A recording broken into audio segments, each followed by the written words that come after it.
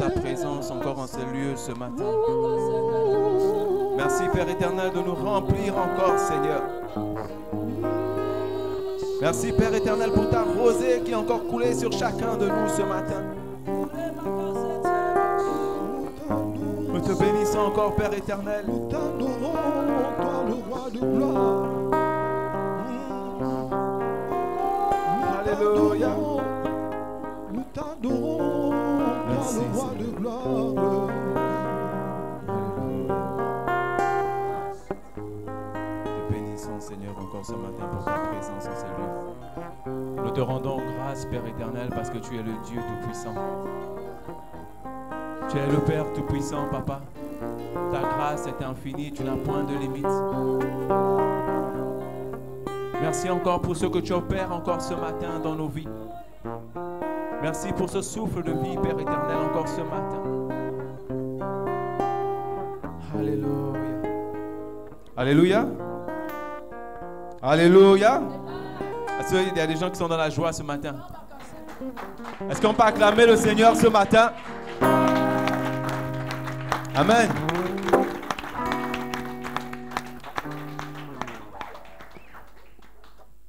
Amen. Ce matin, nous avons été bénis par tout ce que nous avons entendu. Parce que souvent, on prépare des messages sans être en contact avec les chantres. Et quand on entend le matin ce qui libère, nous nous rendons compte que le Seigneur nous connecte chaque jour. Ce matin, je n'ai même pas trouvé de son à donner ou de chant à donner parce que j'étais complètement rempli. Je me suis dit, tous ces chants, toutes ces adorations répondaient complètement à mon message.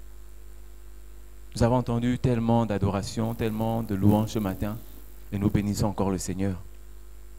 Nous bénissons le Seigneur car quand on écoute ce chant, je n'étais rien, je n'avais rien, mais il m'a lavé. Quand on le chante, on doit réaliser.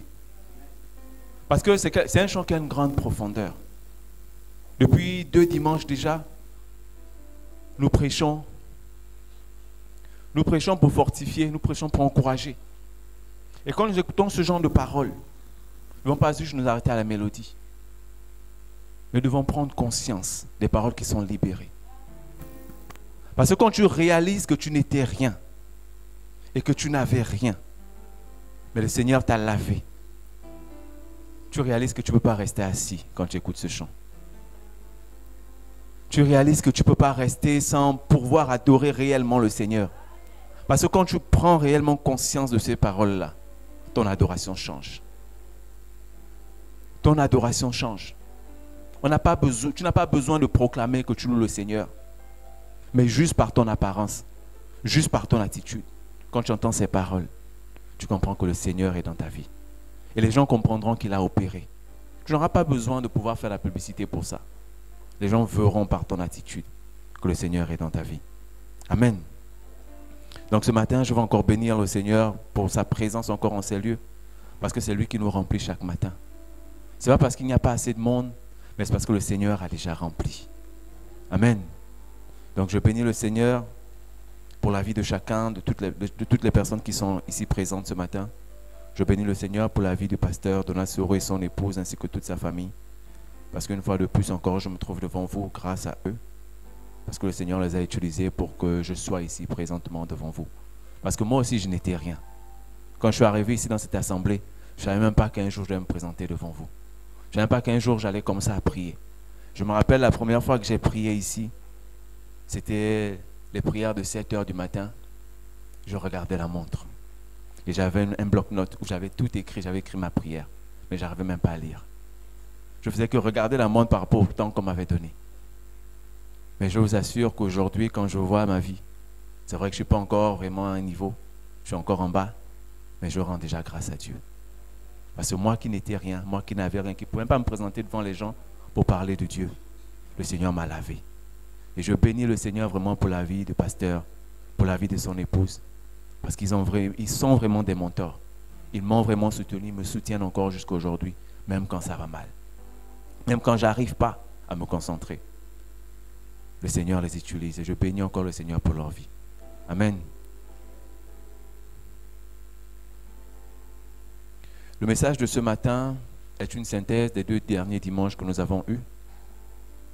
Les 2 dimanches passés, nous avons vu le premier dimanche. N'oublie pas ce que Dieu t'a dit. Je pense que nous avons vraiment été bénis par ça. N'oublie pas ce que Dieu t'a dit. L'autre dimanche, ton Dieu a le dernier mot. Et nous avons compris que c'est une série d'enseignements. C'est une série d'enseignements par rapport à ce que nous vivons aujourd'hui. Aujourd'hui, nous verrons, ne limite pas ton Dieu à tes circonstances. Ces différents enseignements qui sont là pour nous encourager et nous fortifier dans la marche chrétienne. Parce qu'à un moment donné, nous avons besoin d'être encouragés. À un moment donné, nous avons besoin que le Seigneur nous tende la main, que le Seigneur nous tienne la main. Donc ces messages que j'ai donnés, comme je l'ai dit, sont une synthèse. Ce message d'aujourd'hui est une synthèse de ce que nous avons vu. Donc comme je disais, le thème de ce matin c'est « Ne limite pas ton Dieu à tes circonstances ». Parce que souvent d'habitude, nous limitons Dieu à ce que nous voulons uniquement. Nous limitons Dieu aux soucis ou à l'épreuve que nous passons à l'instant présent. Amen. Nous lisons dans le verset de 1 Roi 17, 10 à 15, ce sera un peu long.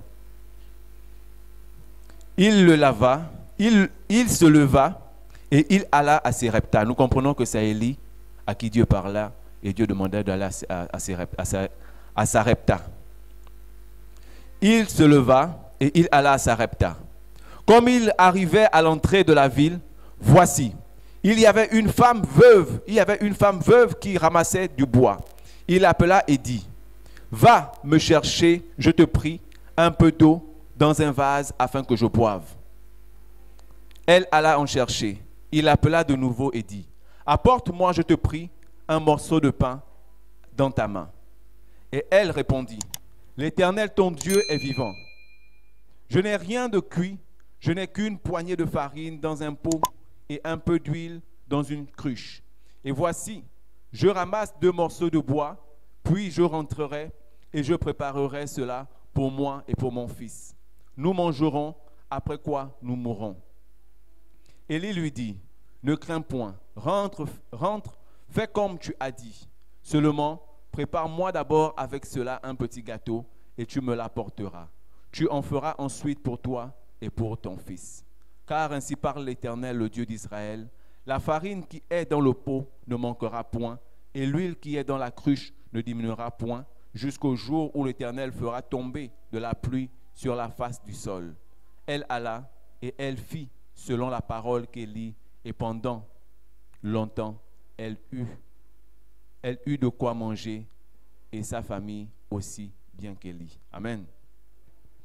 Je pense que ce message, cette parole, nous parle énormément. C'était un peu long, mais elle nous parle énormément. Amen. Nous comprenons par là que ça nous parle d'Élie et de la veuve de Sarepta. Cette femme qui n'avait plus rien à manger. Cette femme à qui il restait juste un petit vase de farine, une poignée de farine et un fond d'huile pour faire son dernier repas. Si elle dit que c'était son dernier repas, c'est qu'elle n'avait pas d'économie. C'est qu'elle n'avait plus rien. Elle ramassait même du bois.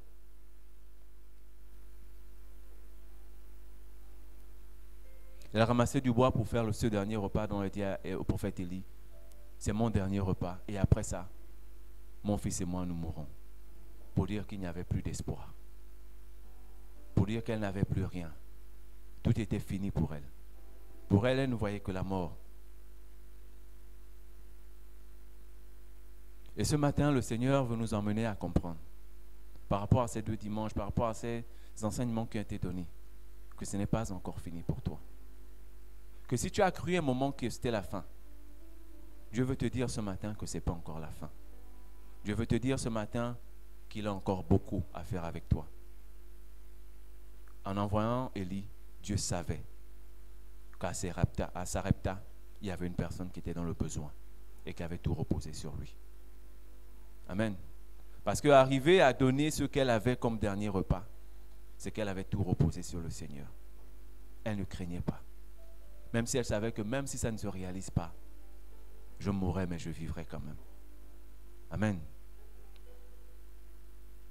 Plusieurs personnes viennent devant Dieu en pensant que Dieu est seulement est seulement capable d'exaucer uniquement la situation qu'il est trop présentement parce qu'ils veulent urgemment sortir et passer à autre chose. Et ça, c'est une réalité. Beaucoup de personnes, quand ils viennent à l'église, ou bien quand on se retrouve pendant des prières, ils viennent uniquement pour une situation précise.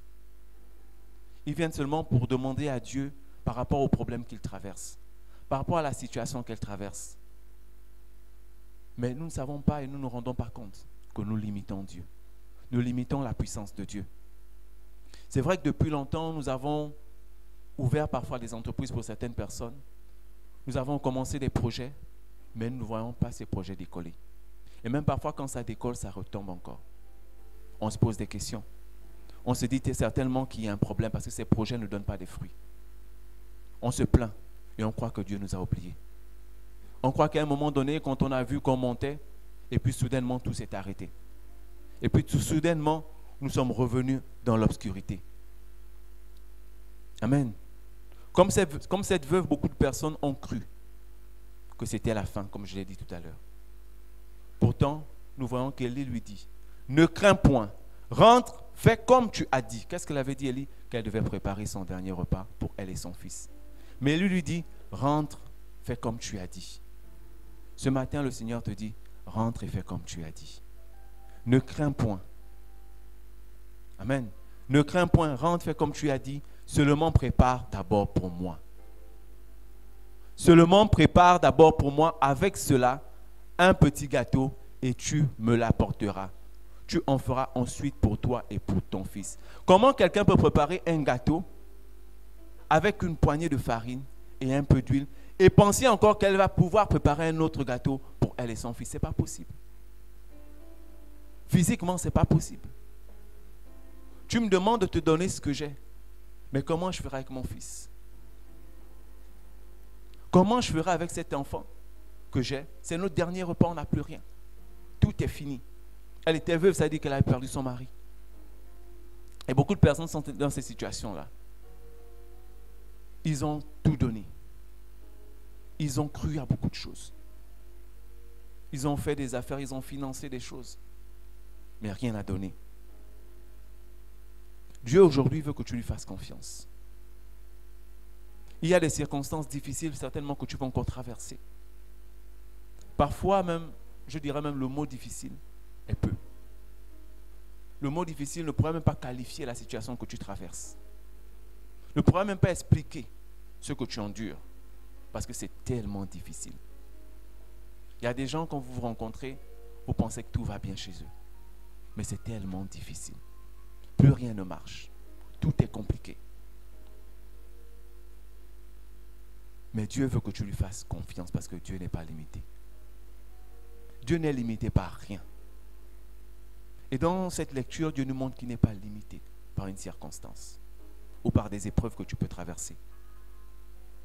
Des gens viennent à Dieu, ils n'expliquent que leurs problèmes. Des gens viennent à Dieu, ils pensent uniquement que Dieu est là seulement pour résoudre le seul petit problème qu'ils ont aujourd'hui. Mais Dieu veut te dire qu'il peut encore agir au-delà de ce que tu espères, au-delà de ce que tu veux. Amen.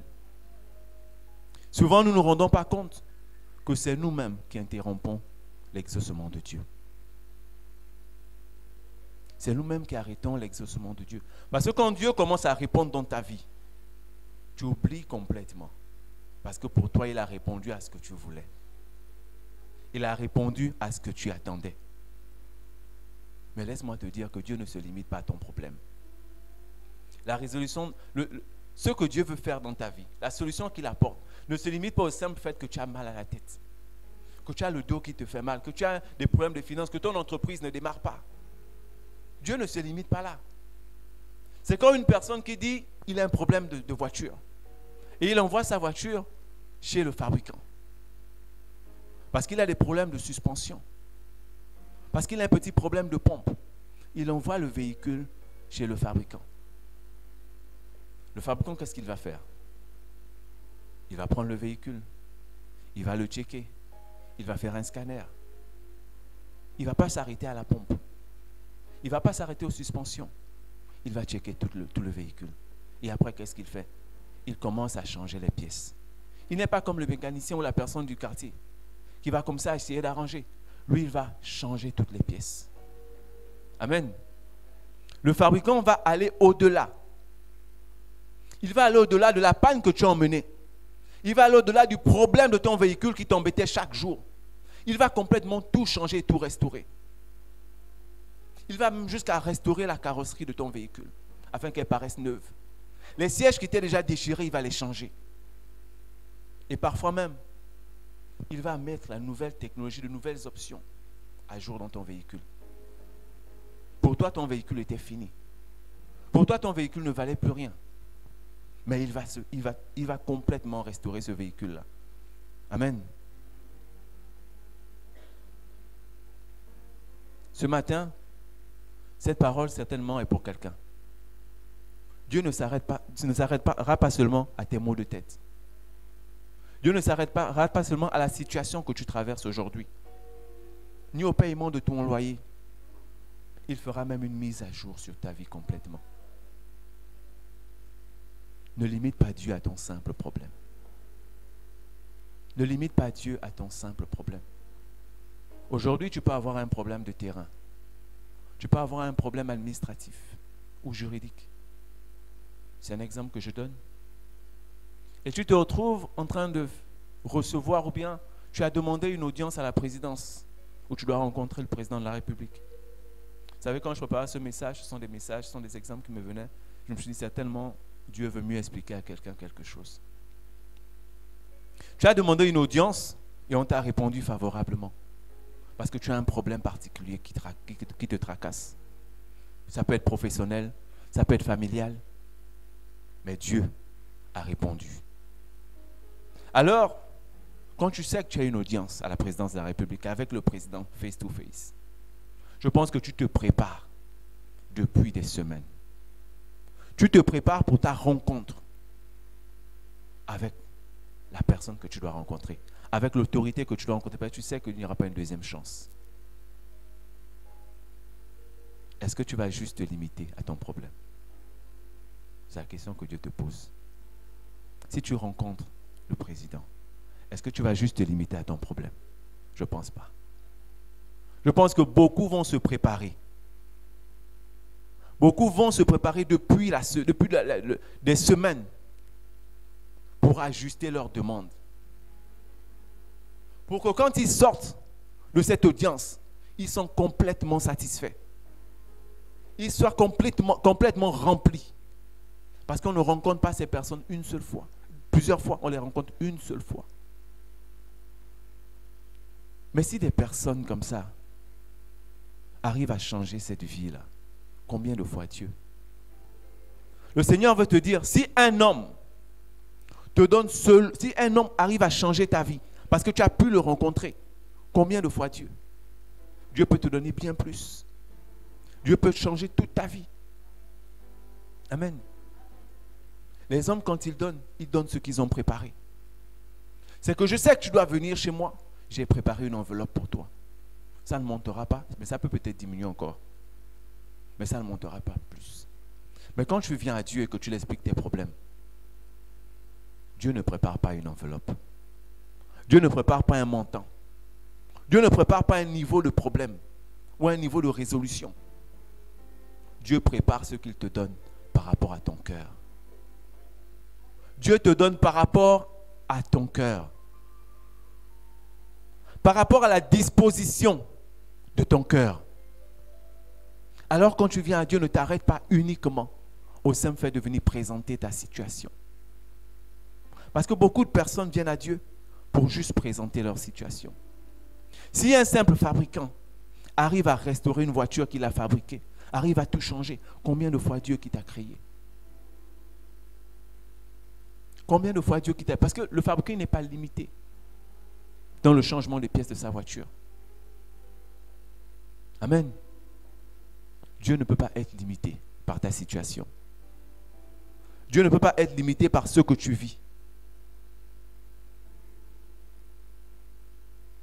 Daniel 2, 21 nous dit, « C'est lui qui change les temps et les circonstances, qui renverse et qui établit les rois, qui donne la sagesse aux sages et la science à ceux qui ont de l'intelligence. » Pourquoi limiter Dieu dans nos pensées, dans nos prières, dans nos paroles.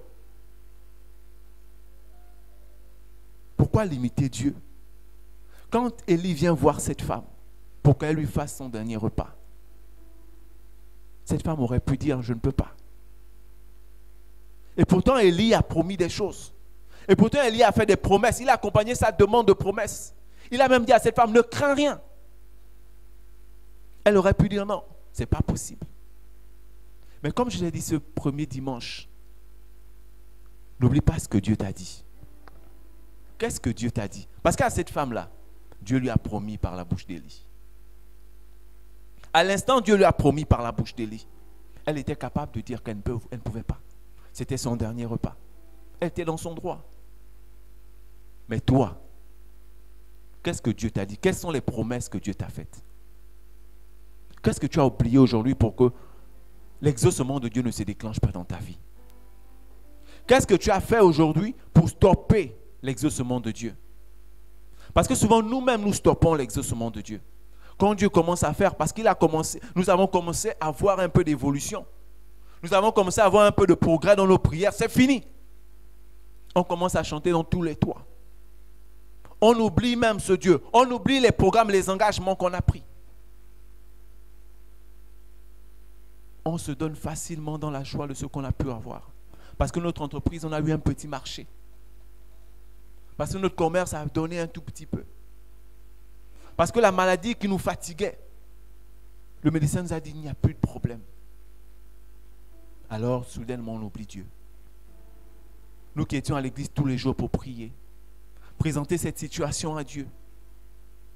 Mais quand Dieu a commencé à exaucer, on a oublié Dieu. Mais pourtant, Dieu n'était pas censé s'arrêter là. Ce que Dieu veut te dire ce matin, c'est qu'il n'est pas censé s'arrêter où tu demandes, à ce que tu demandes. Parce que Dieu n'est pas limité par les circonstances. Dieu n'est pas limité par le temps. Dieu n'est pas limité par ton souci. Comme ce fabricant qui restaure tout le véhicule. Dieu a déjà fait un checking de ta vie.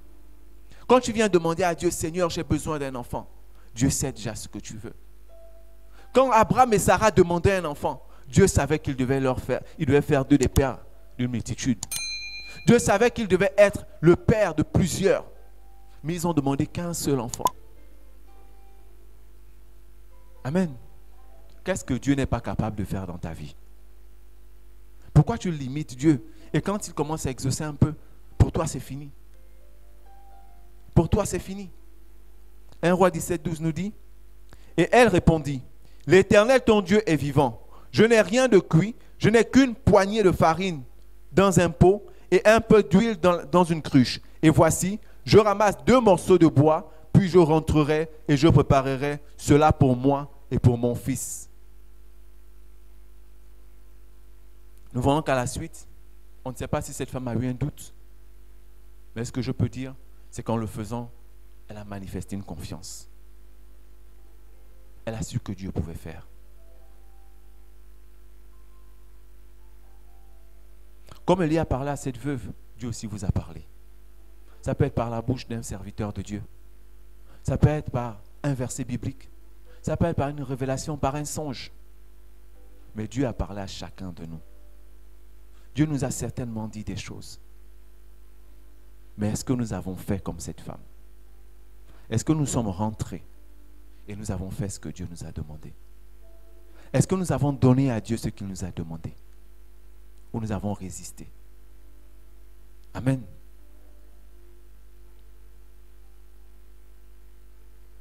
Dieu t'a demandé certainement de sacrifier quelque chose, d'entreprendre un projet, d'investir dans une activité qualitative, de t'abandonner à lui. Amen.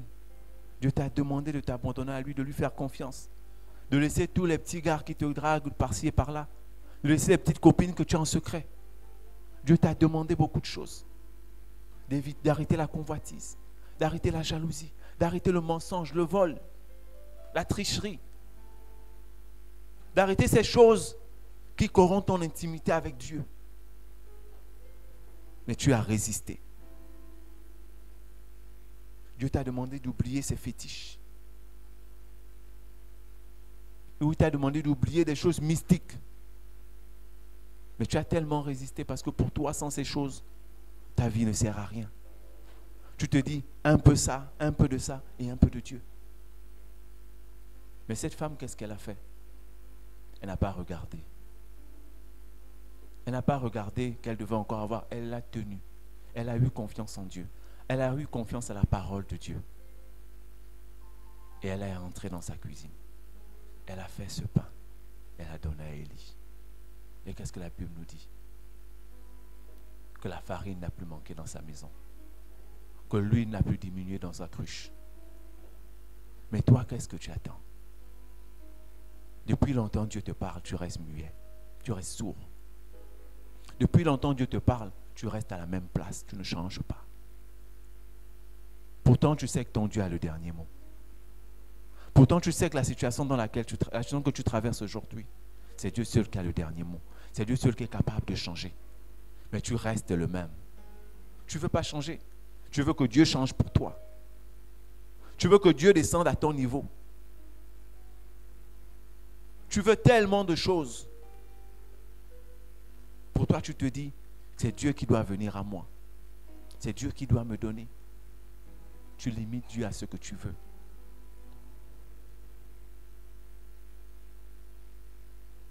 C'est comme ça que beaucoup, dans leurs prières ou les conversations avec les frères et sœurs dans l'église, font de la fausse humilité. Beaucoup font de la fausse humilité. Ils disent, Seigneur, donne-moi juste un peu. Seigneur, je ne veux pas beaucoup, je veux juste un peu. Pourtant, si tu arrives à lire dans leur cœur, ce n'est pas juste un peu. Ce n'est pas juste un peu qu'ils veulent, mais parce qu'ils ne veulent pas dire la vérité. Ils ont limité Dieu à la simple chance. Ils ont limité Dieu à la chance, à ce que le raisonnable peut leur donner. Ils n'ont pas amené Dieu plus loin. Dieu ne se limite pas par tes paroles ou par la situation que tu traverses. Dieu ne se limite, il n'est limité par rien. Alléluia. Dieu n'est pas limité par tes circonstances. Plusieurs personnes font effectivement de la fausse humilité. Ils viennent chaque fois dans leur conversation. Oh, moi je ne veux pas beaucoup, oh, moi je veux juste un peu. Seigneur, donne-moi juste un petit mari. Entre-temps, c'est faux. Ce sont les mêmes personnes qui ont beaucoup de critères. Ce sont des personnes qui ont beaucoup d'attentes. Seigneur, juste un travail de ménagère, mais quand elle va arriver dans ce travail de ménagère-là, c'est la même qui va se plaindre dans toute l'administration. C'est la même qui va faire de maison en maison pour dire combien de fois ses patrons sont mauvais. Combien ce travail est humiliant. Et pourtant, ce n'est pas ce travail qu'elle voulait. Mais elle a menti. Même devant Dieu, elle mentait. Et beaucoup de personnes font ça. Même devant Dieu, ils mentent. Parce qu'ils veulent paraître pour des personnes humbles. Parce qu'ils veulent paraître pour des personnes qui ne demandent pas assez à Dieu. Ils se suffisent avec ce que Dieu a déjà donné. Oh, Dieu a déjà fait. Oh. Ma soeur, tu es une menteuse. Tu dis, Dieu a déjà fait. Entre-temps, dans ton cœur, ce n'est pas ce que tu penses. Tu envies la soeur qui est à côté de toi. Tu envies le frère qui est à côté de toi. Mais pourquoi simplement ne pas demander à Dieu? Pourquoi ne pas laisser Dieu agir et répondre à Dieu par rapport à ce qu'il t'a dit? Et nous sommes comme ça plusieurs dans l'église. Nous faisons d'église en église parce qu'on veut changer, on veut paraître. On fait semblant d'être humble. Pourtant, nous ne sommes pas humbles. Tout simplement, on limite Dieu. On limite Dieu au hasard. On limite Dieu à la chance. On ne le dit pas. Mais on limite Dieu au simple raisonnable, à ce qu'un homme peut faire. Oh Seigneur, j'ai juste besoin de 50 000 francs à la fin du mois. En temps, tu veux plus. Tu as plus de problèmes, tu as plus d'envie. Demande à Dieu ce que tu veux. Parce que Dieu n'est pas incapable de te donner ça. Quand tu veux demander à Dieu 500 000 et tu es en train de demander à Dieu 50, tu demandes à Dieu 50 000, c'est parce que tu limites Dieu à 50 000. Dieu n'est pas incapable de te donner 500 000. Qu'est-ce que 500 000 pour Dieu? Comme on a dit dans l'exemple, si tu as audience avec le président de la République, c'est quoi le terrain? Donc tu vas juste aller chez le président pour dire, Monsieur le Président, j'ai besoin d'un terrain. Ou on m'a volé un terrain, on m'a escroqué sur un terrain. Mais on s'en fout. Je pense que tu vas tellement préparer la liste. La liste sera tellement longue, kilométrique. Parce que les problèmes n'en finiront pas. Jusqu'au point, il va appeler son conseiller pour dire non, donne. Donne. Mais tu vas devant le président. Tu es seulement un peu de ton terrain. Qu'est-ce qu'il a fait de ton terrain? Il a des hectares qu'il peut te donner. Pourquoi tu limites le président au simple problème de terrain? Pourquoi tu le limites à la voiture? Parce que tes enfants ne vont pas à l'école en voiture. Parce que tes enfants ne sont pas dans une école privée. Mais il peut faire plus pour toi. Alors quand tu vas devant lui, tu te prépares, tu te disposes pour que quand vous discutez, tu puisses dire au président ce que tu veux. Quand tu es clair avec l'autorité qui est devant toi, il te donne. Et si les hommes n'arrivent pas à te donner tout ce que tu demandes, ils te donneront quand même un peu. Mais combien de fois Dieu qui n'est pas limité par tes épreuves, Dieu qui n'est pas limité par ton problème, tu as complètement pris Dieu pour un Doliprane. Parce que tu as un peu mal à la tête, ça va te soulager un tout petit peu, tu bois le Doliprane et puis c'est fini. Tu as comparé Dieu à des choses tout simplement simples. Tu as dit, pour un peu de temps, je vais me réjouir. Et puis je sais que je vais encore retomber parce que c'est mon habitude. Et c'est comme ça que tu limites Dieu. C'est comme ça que tu ne vas pas plus loin avec Dieu. Tu ne changes pas de dimension. Tu restes le même. Tu restes à la même dimension. Mais Dieu veut te dire ce matin qu'il n'est pas limité par ce que tu traverses. C'est tellement petit. Si ce problème est grand pour toi, je pourrais te dire que c'est petit pour Dieu. Un enfant ne limite pas ses parents. Je vous ai dit, j'aime bien prendre l'exemple sur les enfants.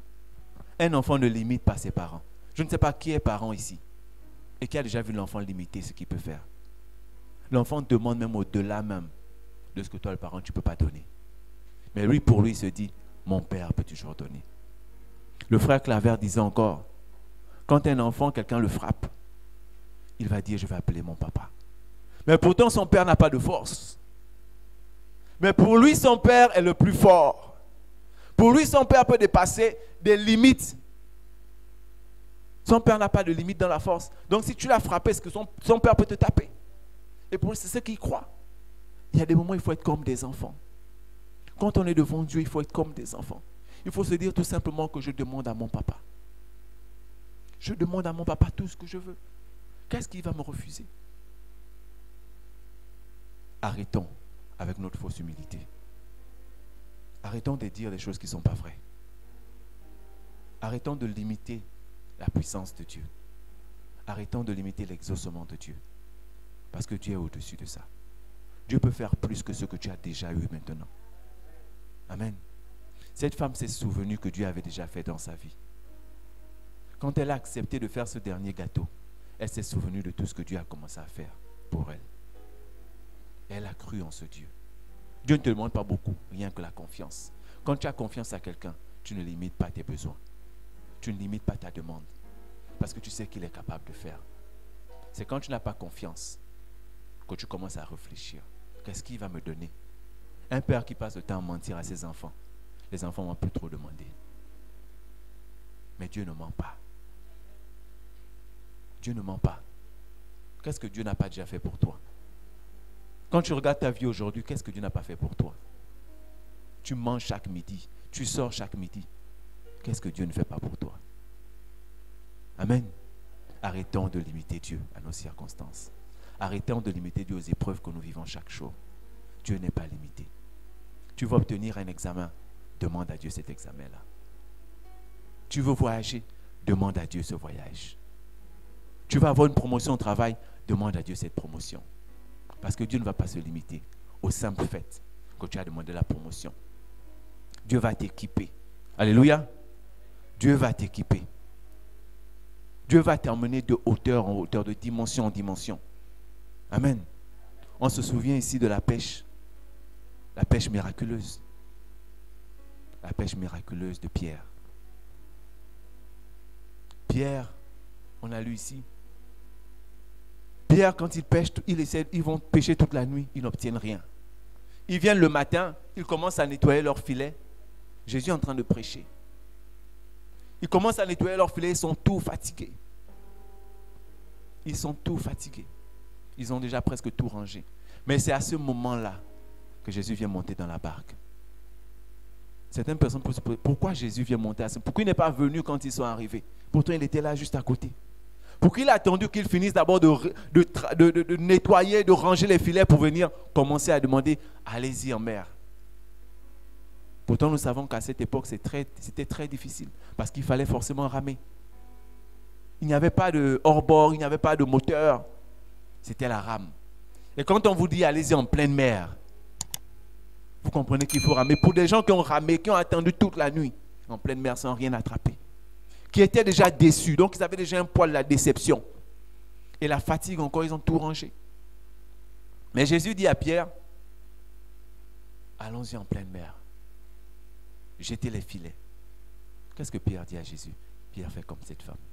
Sur ta parole, je vais jeter mes filets. Amen. Et nous savons la suite. Nous savons que Pierre a eu une pêche miraculeuse. Où Pierre a donné même à d'autres personnes parce qu'ils n'en pouvaient plus. C'est ce que Dieu veut faire dans ta vie.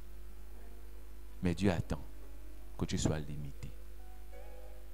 Pierre était arrivé au bout de sa limite. La veuve de Sarepta était arrivée au bout de sa limite. Et il savait qu'il n'y avait qu'une seule personne qui pouvait changer tout. Parce que cette personne avait promis qu'il serait toujours là. Qu'est-ce que Dieu n'a pas dit dans ta vie? Qu'est-ce que Dieu n'a pas fait dans ta vie? Et qu'est-ce qu'il ne fera pas encore aujourd'hui? Nous voyons que dans les deux, il y a quelque chose qui les relie, c'est l'obéissance. Ils ont obéi, tout simplement. Dieu t'a demandé tellement de choses. Toutes ces choses que j'ai citées, Dieu te les a demandées. Mais tu es tellement attiré par la chair que tu as du mal à abandonner. Que tu as du mal à abandonner parce que tu le fais avec tes propres efforts. Tu le fais avec ta propre force, ta propre intelligence. Tu ne laisses pas Dieu agir. Un coup, tu viens à l'église, tu dis, oui, Seigneur, prends-moi, saisis-moi complètement. Mais quand tu sors de là, ce n'est pas le Seigneur qui te saisit. C'est la petite qui passe sur la route qui te saisit. C'est le gars qui t'envoie 10 000 par tel monnaie qui te saisit. Et tu veux que le Seigneur agisse dans ta vie. Tu pleures chaque soir pour que le Seigneur agisse. Tu ne vois pas l'exaucement de ce que tu as commencé à demander depuis très longtemps. Et tu dis, le Seigneur n'est pas capable de faire. Le Seigneur m'a abandonné. Pourtant, c'est toi qui as arrêté l'exaucement de Dieu. Pourtant, tu n'as pas obéi comme cette veuve et comme Pierre ont obéi. Parce qu'ils ont obéi. Pierre aurait pu dire au Seigneur, je suis fatigué, Seigneur. Comprends-nous, on a péché toute la nuit. On a même déjà rangé nos filets. On a déjà nettoyé nos bateaux. Mais ils ont obéi. Toi, tu es là. Si moi, je te dis, va jeter tes filets, qu'est-ce qui te promet que tu auras le poisson? Beaucoup vont répondre comme ça. Qu'est-ce qui me promet que devant, j'aurai le poisson? Non, moi, je suis fatigué. J'ai travaillé toute la nuit. Je n'ai rien eu. Non, je préfère me reposer. Pourtant, Dieu est en train de te parler. Dieu te dit, vas-y. Mais comme tu limites Dieu, parce qu'il t'a permis d'avoir seulement le souffle de vie, tu dis, non, Seigneur, je me repose. Tu m'as quand même donné le souffle de vie. Mais ça ne suffit pas. Parce que comme un véhicule, comme le fabricant, il va restaurer. Et Dieu, quand il vient arranger ton problème, comme je l'ai dit depuis, il ne s'arrête pas seulement à ce que tu vis aujourd'hui. Il va continuer. À cette veuve-là, il a donné de la farine à ne point finir. À Pierre, il a donné du poisson. Et Pierre est devenu un pêcheur d'hommes. Il a arrêté même de pêcher le poisson. Il a commencé à pêcher les hommes. Mais toi, depuis longtemps, tu es au même niveau. Tu ne changes pas parce que tu ne donnes pas. Tu n'obéis pas. Tu n'as pas confiance. Dieu ne demande que ta confiance. Dieu ne demande que quelques petites choses, la foi, que tu crois en lui. Parce que rien ne limite Dieu. Rien ne peut limiter Dieu. Même pas le temps. Même pas le temps. Quel que soit le temps, Dieu fera toujours. Ne regarde pas le temps. Ne regarde pas les autres. Ne te dis pas que les autres, vous avez commencé au même niveau et eux, ils sont déjà à un niveau supérieur. Parce qu'il y a beaucoup de personnes qui aiment comparer. Il y a beaucoup de personnes qui aiment les comparaisons. Lui et moi, on a commencé ensemble. On était stagiaires. Il est maintenant mon DG. Il est maintenant mon DG. Entre-temps, on a le même niveau. Parfois même, tu as le même niveau plus que lui. Mais c'est lui qui est devenu ton chef. Et tu commences à dire au Seigneur, Seigneur, tu as vu comment on a commencé tout le temps que je te prie tous les jours. Dieu n'est pas limité par le temps. Dieu n'est pas limité par... Dis-toi ça tous les jours. Dieu n'est pas limité par le temps. Quand quelqu'un veut te convaincre que tu es déjà assez vieille, dis Dieu n'est pas limité par le temps. Même à 50 ans, je vais me marier. Qu'est-ce qu'on n'a pas encore vu? Même à 60 ans, j'aurai ma voiture. Parce que Dieu n'est pas limité. Tu veux avoir la voiture? Prie. Dieu va te donner la voiture. Ne regarde pas ces gens qui te disent non, tu es déjà trop vieux pour conduire. Tu es déjà trop vieille pour avoir des enfants. Il y a des femmes qui ont atteint la ménopause et même dépassé la ménopause. Mais elles ont eu un enfant. Qu'est-ce que Dieu n'est pas capable de faire pour toi? Qu'est-ce que Dieu n'est pas capable de changer dans ta vie? Quel miracle Dieu n'est pas capable d'opérer? On t'a appelé la déception dans ta famille. On t'a dit que tu ne valais rien. Mais Dieu a changé ta vie. Dieu t'a donné un travail. Dieu t'a donné des enfants. Qu'est-ce que Dieu n'a pas fait? Dieu t'a guéri d'une maladie dont les gens pensaient que là, il devait mourir. Mais Dieu a opéré son miracle encore dans ta vie. Et ce matin, Dieu te dit, qu'est-ce qu'il ne peut pas faire pour toi? Pourquoi tu limites Dieu à tes simples pensées ou à tes circonstances? Parce que tu as eu un petit mariage, tu dis c'est fini. Parce que tu as eu une belle maison, tu dis c'est fini. Parce que tu as eu un petit travail où on t'appelle Madame telle, tu dis c'est fini. Ce n'est que le début de ce que Dieu a commencé à faire. Et les gens qui font confiance en Dieu, ils savent que Dieu ne va pas s'arrêter là au simple poste de directeur. Ils savent que Dieu ne va pas s'arrêter là. Ils savent que la bénédiction de Dieu ne va pas s'arrêter où elle a commencé.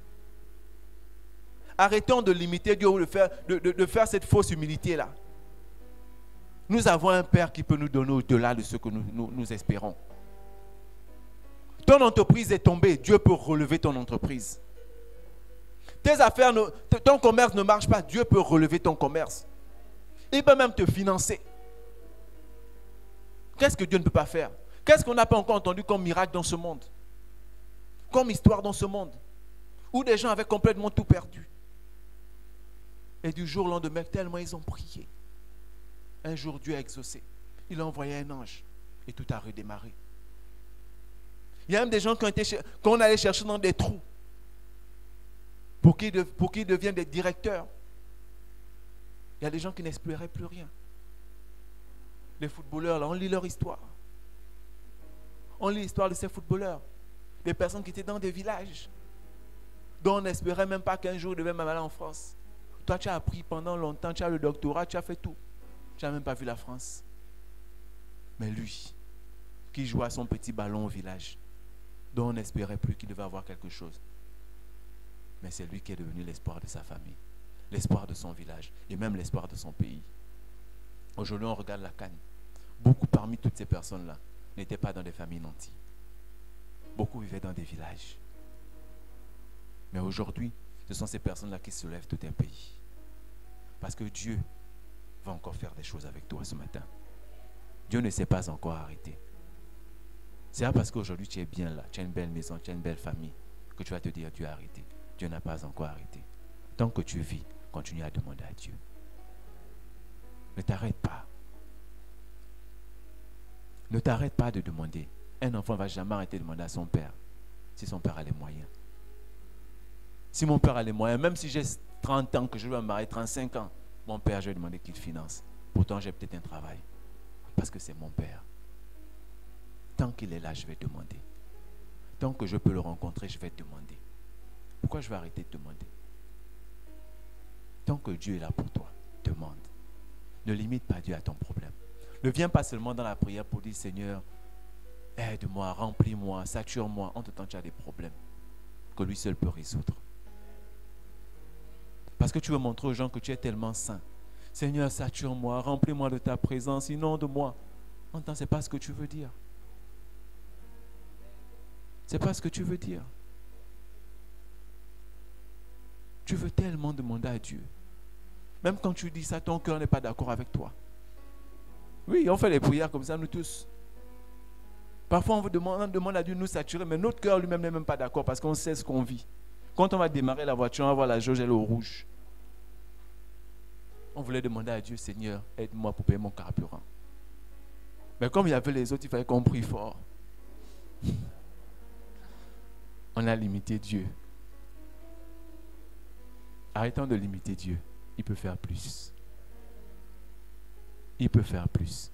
Cette année-là, éprouve le Seigneur. Mets le Seigneur à l'épreuve. Et tu verras ce qu'il peut faire pour toi. Mets le Seigneur à l'épreuve. Demande au Seigneur ce que tu n'as jamais demandé. Demande au Seigneur ce que les hommes ne t'ont jamais donné. Ce que les hommes ne peuvent même pas te donner. Demande au Seigneur. Parce que même si un homme te promet quelque chose, il ne peut pas tenir sa parole comme le Seigneur tient sa parole. Cette femme-là, dès qu'elle a fini de faire son gâteau, elle s'est juste retournée pour donner le gâteau à Élie. Quand elle a regardé derrière elle, la farine débordait. Je suppose même qu'il fallait même certainement d'autres récipients pour récupérer. Parce que ça débordait. On dit l'huile ne diminuait plus. Donc elle pouvait prendre des litres, mais ça ne diminue pas. Une cruche magique, comme les autres peuvent dire. Ça ne diminue pas. Dieu est capable de faire ça dans ta vie. Dieu est capable de faire en sorte que quand tu vides ta poche, mais l'argent ne fait que sortir. Tu pleures, mais tu as toujours l'argent. Tu as toujours des bénédictions qui coulent. Les gens vont se dire, celui-là est dans la franc-maçonnerie, il est dans les choses bizarres. Mais toi, tu sais que tu es avec Dieu. Parce qu'il n'abandonne pas. Ce que les autres font là-bas, c'est la copie. Ce que les autres font en un temps record là, c'est la copie. Mais ce que notre Dieu fait et qui prend du temps là, c'est qu'il te prépare à savourer. N'abandonne pas Dieu, ne néglige pas Dieu. Rappelle-toi toujours de ce que Dieu te dit. Des promesses qu'il t'a faites. Dis-toi que dans ta vie, quelle que soit la situation que tu vis aujourd'hui, seul Dieu a le dernier mot. Seul Dieu décide de la fin de ton parcours. Mais tant que tu vis, dis-toi que seul le Seigneur n'a pas encore parlé dans ma vie. La situation que je vis là, elle va changer. La maladie que je traverse là, elle sera guérie. Repose tout en Dieu. Repose en Dieu. Ne cherche pas les potions mystiques dans les églises. Ne cherche pas les révélations. Cherche seulement la parole de Dieu. Cherche seulement à écouter la voix de Dieu. Ce qu'il te dit là, obéis. Fais comme la veuve. Fais comme Pierre, obéis. Même si tu n'as pas encore vu. Jésus lui-même disait, je te rends grâce de ce que tu m'as déjà exaucé. Fais même semblant de dire ça à Dieu. Ça a devenu une habitude dans tes prières. Dis à Dieu, je te rends grâce de ce que tu m'as déjà exaucé. Et il va exaucer. Parce que tu as proclamé sa parole. Amen. Dieu est bon. Donc, comme je disais, il faut disposer son cœur. Il faut avoir un cœur totalement disposé quand on vient dans la présence de Dieu. Comme quand tu vas à une rencontre avec une autorité. Dispose ton cœur. Dispose ta liste. Ne limite pas le Seigneur au simple problème de mal de tête. À la simple dent qui te fait mal. Au simple besoin de manger à midi. Demande à Dieu pour que tu ne manques plus de rien demain. Et pour ça, il faut avoir la foi. On ne pourra jamais enlever la foi. Parce que sans la foi, la veuve n'aurait pas fait ce qu'elle a fait. Mais parce qu'elle a eu confiance, parce qu'elle a eu foi aux paroles qui sortaient de la bouche. Elle a eu foi en son Dieu. Qu'elle a donné ce qu'elle avait. Elle n'a pas réfléchi. Elle s'est dit, elle donne à Dieu. Amen. Parce que si c'est la fin pour toi, ça te sert à quoi de manger ce dernier repas? Hein? Toi-même, tu as déjà proclamé que c'est fini pour moi. Mais ça te sert à quoi? Un homme de Dieu vient te dire, donne-moi. Mais toi, tu dis, non, je ne te donne pas, je mange d'abord. Pourtant, tu sais que tu vas mourir après. Dès que tu avales le dernier morceau, tu es mort. Mais s'il te dit, il te promet, par rapport à la parole de Dieu, mais tu donnes. Dieu t'a parlé. On a pris des coupons ici. Dieu nous a parlé, on fait. Maintenant, on verra ce qui est derrière. Tu diras maintenant à Dieu, Seigneur, tu m'as demandé de te faire ça, j'ai fait. J'attends maintenant. Ceux qui chantent, je veux mon miracle aujourd'hui. Tu attends maintenant et tu attends ton miracle. Mais obéis d'abord. Fais d'abord confiance. Mets d'abord la foi. Mets la foi en Dieu. Il va t'exaucer. Amen. Comme je l'ai dit, c'est une synthèse. Ne pas oublier les promesses de Dieu. Ne pas oublier les promesses de Dieu. Cette femme-là, elle n'a pas oublié les promesses de Dieu. Parce que quand Élie vient, Élie fait des promesses. Ne crains point, rentre, fais comme tu as dit. Seulement prépare d'abord avec cela un petit gâteau et tu l'apporteras et tu feras ensuite pour toi et pour ton fils. C'est la promesse que Dieu lui a faite. Dieu n'a pas dit dès que tu me donnes ton gâteau là, tu meurs, comme elle disait. Dieu a dit après tu vas préparer pour toi et pour ton fils. C'était une promesse que Dieu lui a faite. Elle a obéi à cette promesse. Amen. Elle a obéi à cette promesse. Nous avons proclamé la parole de Dieu. Proclamer la parole de Dieu. Cette veuve a proclamé la parole de Dieu. Elle répondit, l'Éternel, ton Dieu, est vivant. L'Éternel, ton Dieu est vivant, ça veut tout dire. Ça veut dire qu'il est là, il est présent, il n'est pas mort. Si tu le dis, c'est que l'Éternel, ton Dieu, là, il est là avec toi. Alors je fais. Proclame la parole de Dieu quand tu es dans des situations difficiles. Quand tu veux quelque chose, quand tu attends de Dieu, proclame sa parole. S'il y a quelque chose qui peut limiter Dieu, c'est sa parole. Parce que Dieu ne nie pas sa parole. Il ne se répand pas de sa parole.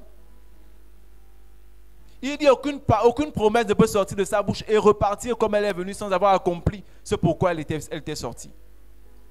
Donc quand Dieu dit à cette femme que dès que tu prépares pour Élie, après tu vas préparer pour toi et pour ton fils, quand Élie dit, c'est parce que Dieu avait déjà parlé.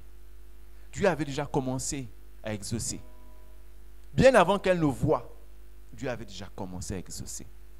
Et beaucoup parmi nous, Dieu a commencé à exaucer. Mais comme nous ne voyons pas encore, nous commençons à douter. Parce que le temps, je vieillis trop. J'ai trop attendu. C'est maintenant mon année. Mais c'est toi qui définis, ou bien c'est Dieu qui définit ton année. C'est maintenant mon temps. Amen. Comme on a dit, fléchir les genoux vers Dieu. Nous nous rappelons de la Sunamite qui fléchit les genoux devant Élisée. Quand elle perd son fils, celle qui dit tout va bien, quand elle est devant Élisée, elle embrasse les pieds d'Élisée. Elle a fléchi les genoux et Élisée a vu sa peine. Élisée a vu sa tristesse. Et qu'est-ce que Dieu a fait? Par Élisée, Dieu a ressuscité cet enfant-là. Fléchis les genoux quand tu es devant Dieu. 2 Rois 4, 27 nous dit, et dès qu'elle fut arrivée auprès de l'homme de Dieu, sur la montagne, elle embrassa ses pieds. Philippiens 2, 9 nous dit, c'est pourquoi aussi Dieu l'a souverainement élevée et lui a donné le nom qui est au-dessus de tout nom, afin qu'au nom de Jésus, tous genoux fléchissent dans les cieux, sur la terre et sous la terre. Sur la terre et sous la terre. Quand tu as des difficultés, quand tu traverses des épreuves, fléchis tes genoux. Parce que celui que tu pries là, il a le nom au-dessus de tout. Il n'est pas limité. Son nom est puissant dans les cieux, sur la terre et même sous la terre. Donc rien ne peut te dépasser. Rien ne peut te dépasser. Ce matin, Dieu est avec toi. Ce matin, Dieu veut que tu crois. Dieu veut que tu t'abandonnes à lui.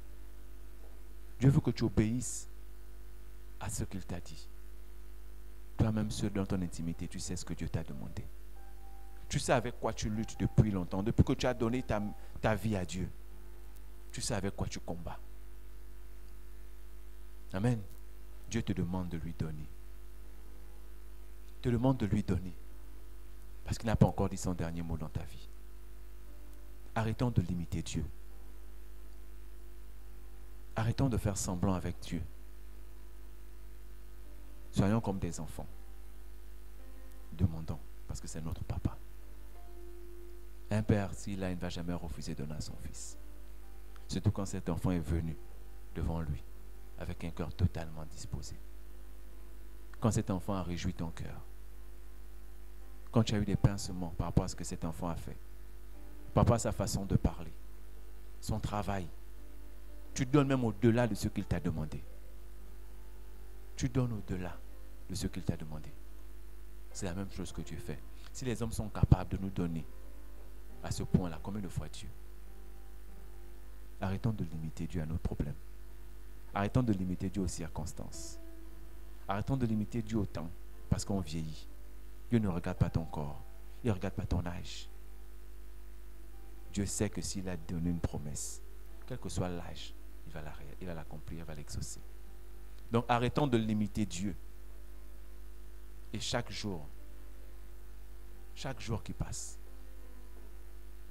mettons notre confiance en Dieu. Obéissons à la parole de Dieu. Je ne sais pas ce que tu vis aujourd'hui. Je ne sais pas ce qui te tracasse aujourd'hui. Je ne sais pas ce que Dieu t'a demandé d'abandonner, ce que Dieu t'a demandé de laisser. Mais je te dis aujourd'hui que si tu laisses comme cette veuve-là, si tu obéis comme Pierre, Dieu va faire de toi un canal de bénédiction. Et tu seras même toi-même dépassé par cette bénédiction. Mais obéis d'abord à la parole de Dieu. Amen. C'était un peu là la synthèse de ces 3 jours. Parce que Dieu a encore beaucoup à faire avec nous. Et ce n'est pas encore fini.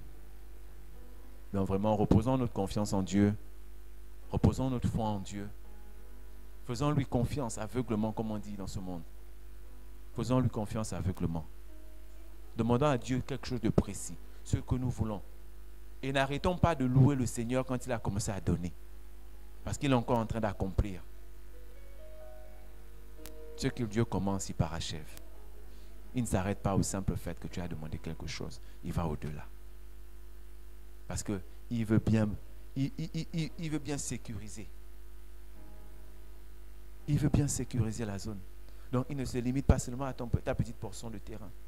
Il va dépasser pour que tu sois en sécurité. Ce matin, Dieu veut te mettre en sécurité. Amen. On va prier le Seigneur.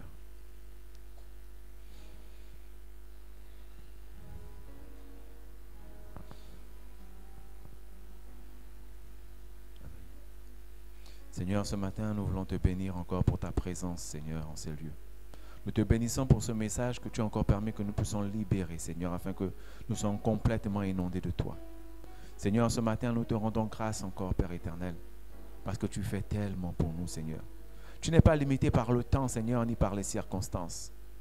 Seigneur, c'est pourquoi nous voulons te prier encore ce matin, afin que tu nous donnes cette force, afin que tu nous donnes, Père éternel, cette foi. Seigneur, que tu nous permettes de t'adorer, Seigneur, que tu nous permettes d'obéir à ta parole et de laisser, Père éternel, tout ce qui nous attache aujourd'hui. Donne-nous la force, Papa, de nous libérer complètement, de nous abandonner complètement à toi, car nous avons besoin de toi, Seigneur, ce matin. Que toute la gloire te soit rendue au nom de Jésus-Christ. Amen.